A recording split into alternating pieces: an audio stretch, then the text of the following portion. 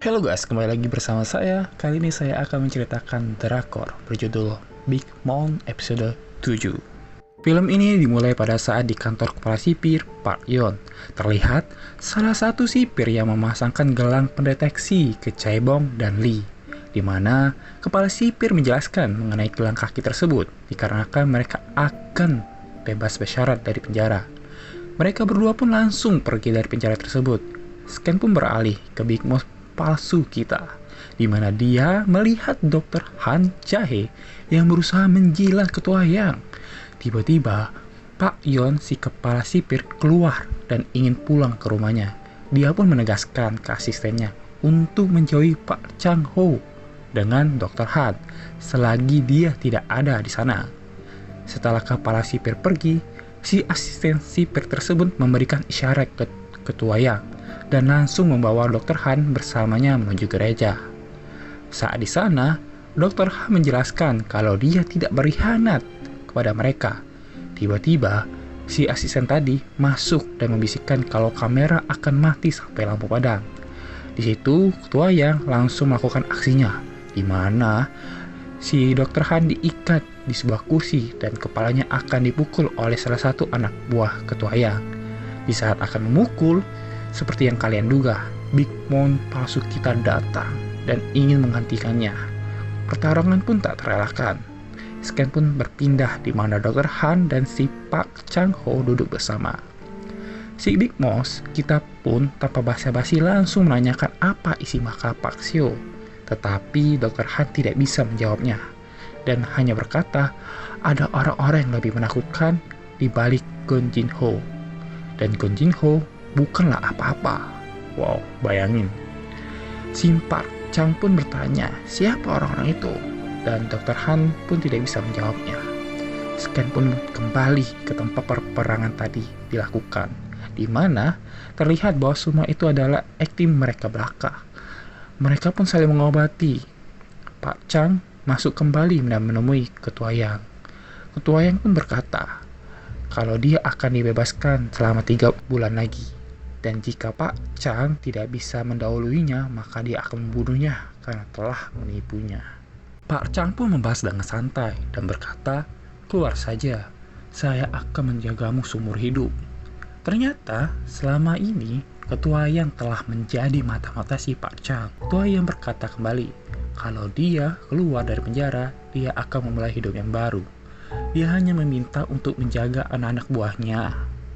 Scan pun beralih ke ayahnya Mio dan temannya yang sedang mencari Profesor Chang di rumahnya, tetapi dia tidak ada di situ dan menghilang entah kemana. Ayah Miho pun menelpon Miho yang sedang berada di rumah sakit dan menjelaskan situasi di sana.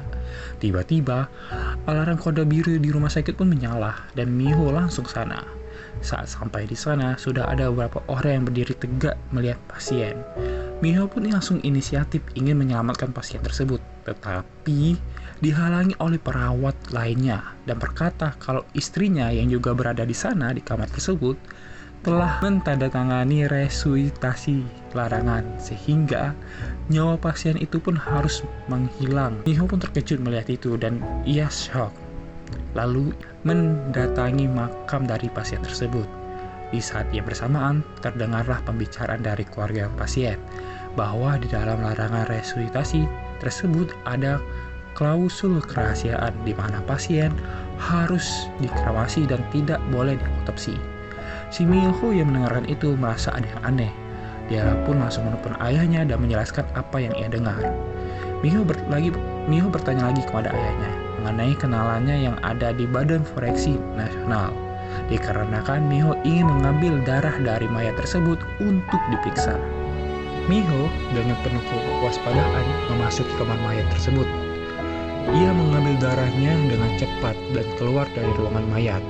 Di saat yang bersamaan, si Hyunjo, direktur rumah sakit, mempergoki si Miho.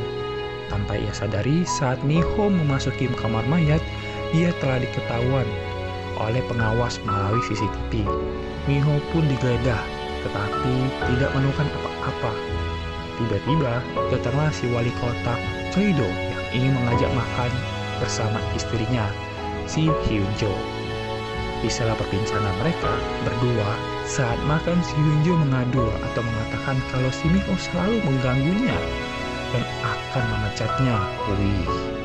Scan pun kembali lagi ke kamar mayat di mana si Miho yang telah memakai baju perawat kembali lagi ke sana untuk mengambil sampel darah yang ia sembunyikan di kamar mayat. Ia pun bergegas keluar dari sana dan langsung menuju lift. Saat memasuki lift, terjadilah hal yang aneh, di mana pintu lift itu terbuka sendiri. Ia pun menekan kembali, dan liftnya pun bergerak. Akan tetapi, tiba-tiba liftnya berhenti kembali, dan ada orang yang ingin masuk melalui atas lift. Orang itu pun berhasil masuk dan mengeluarkan pisau. Pergelutan pun terjadi, tetapi tiba-tiba lift berfungsi dan terbuka, di mana di situ ada wali kota Choido yang melihat mereka. Orang itu pun berlari dan berhasil kabur dari kejaran wali kota Choido. Sampel darah yang berhasil diambil oleh si Miho berhasil diserahkan ke teman ayahnya dan menunggu untuk hasilnya. Miho pun berterima kasih kepada wali kota yang telah menolongnya. Wali kota bertanya kepada si Miho untuk apa darah tersebut. Si Miho pun menjawab kalau hasil darah tersebut bisa membantu menebak motif pembunuhannya. Scan pun beralih lagi ke gereja penjara di mana Pak Yon mendapatkan sumbangan patung Bunda Maria yang baru untuk menggantikan yang pecah akibat pertarungan sebelumnya, di mana di patung tersebut terdapat kamera tersembunyi yang terhubung ke handphone Pak Chang yang diberikan oleh teman ayahnya si Miho untuk menjebak si Big Mouse yang asli. Saat Pak Chang memasuki bilik pengakuan dan memeriksa Alkitab, tidak ada jawaban dari Big Mouse atau tidak ada kartu tarot. Dia pun langsung mengecek rekaman kamera tersembunyi tersebut dan menemukan kalau Jerry telah mengambil kartu tarot tersebut. Ia pun bergegas memanggil Jerry dan mengancamnya. Jerry pun bingung kenapa ia melakukan itu. Pak Chang memberi 3 kesempatan untuk Jerry menebak, tetapi Jerry tetap tidak mengetahuinya. Lalu di saat terakhir, Jerry bertanya, apakah mengenai kartu tarot? Saya hanya penasaran, dan menaruhnya kembali ke Alkitab. Pak Chang pun bingung dan menyuruh Jerry keluar dengan membentaknya. Keluar! Saat ia mengecek rekaman kembali, baru ia sadari kalau videonya telah diedit. Dia pun keluar dari pemandian tersebut dan di sana sudah ada Jerry yang menunggunya. Jerry berkata, kau Big Mom palsu kan? Beraninya kau memberi harapan ke orang-orang. Siapa Big Mom asli? Aku ingin menemuinya. Pak Chang pun hanya menjawab, jangan mengagumi Big Mouse. Hidupmu akan buruk seperti aku. Ia pun menelpon istrinya si Miho, dan Miho menjawab, lalu berkata, apakah kau mengirim bunga padaku? Di sini ada bunga 33 krisantemum putih dan sebuah kartu tarot. Ia fotokan kartu tarot itu dan mengirim ke Pak Chang Ho. Pak Chang Ho pun mengerti artinya yang merupakan tindakan bodoh atau ceroboh. Ia pun bingung bagaimana Big Boss tahu rencana mereka.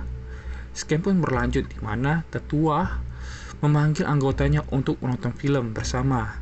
Dan saat selesai, ketua pun menjelaskan keinginan terakhirnya untuk mencari penerusnya. Gon Jin Ho yang merasa ia takkan terpilih melampiaskannya dengan karaoke bersama wanita. Ia pun dihampiri oleh jaksa Choi dan bilang kalau persidangan sebentar lagi.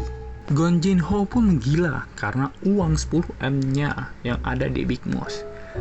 Jaksa Choi pun menawarkan rencana untuk mengurus si Big Mouse atau Pak Chang. Kembali ke penjara, terlihat Jerry yang masih slack dengan Pak Chang.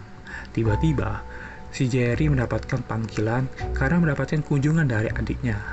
Adiknya menjelaskan kalau ia mendapatkan uang untuk kuliah, di mana uang tersebut dari Gon Jin Ho.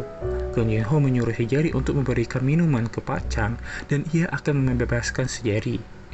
Jerry pun setuju dan memberikan minuman tersebut ke Pak Chang, di mana minuman tersebut terdapat sebuah obat untuk membuat sakit perutnya si Pak Chang. Saat Jerry keluar dari penjara, di waktu yang bersama, datanglah si Miho dan si ayahnya. Ia pun memberi salam. Di waktu yang bersama juga, terdapat atau keluarlah sebuah ambulan dari penjara. Si Jerry pun menjelaskan kepada si Miho kalau di ambulan tersebut terdapat Pak Chang yang sedang sakit perut. Mereka pun akhirnya bergegas menyusul si ambulan dan berhasil memberhentikannya dan menyuruh untuk ke rumah sakit pilihan mereka.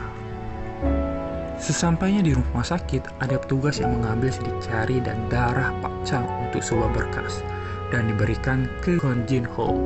Setelah Pak Chang sehat, ia pun masuk kembali ke mobil penjara. Saat di tengah jalan, ia pun menyadari kalau yang mereka lalui bukan jalan ke penjara. Tiba-tiba, petugas yang ada sekitar Pak Chang ingin membius dia. Walaupun ia sedikit memberontak, tetapi ia berhasil dibius dan diantarkan ke rumah sakit jiwa. Dan film pun selesai untuk episode 7. Jangan lupa to subscribe, like, dan komennya.